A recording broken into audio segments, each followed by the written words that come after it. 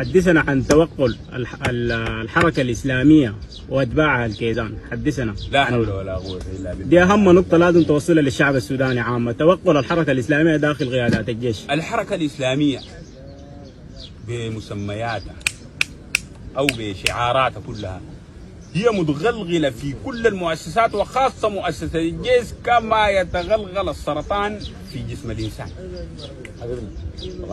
يعني ما في يعني أنا أفهم من حديثك ده كل قادات الجيش تابعين للحركة الإسلامية. أنا ذاتي خشيت الجيش عن طريق التنظيم في الأمانة الغربية للمؤتمر الوطني، جابوا لي الملف، جابوا لي وأنا قاعد في البيت.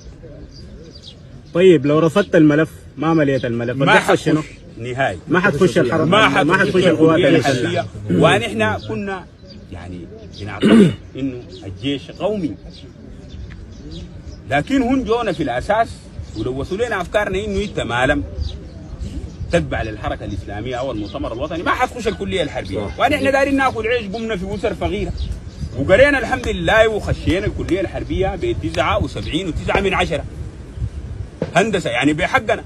طيب لكن يعني الزمن ده يعني كان إيماننا وعقائدنا يعني ضعيفة بإنه البلد دي ما حتاكل فيها عيش ما لم تتنظم.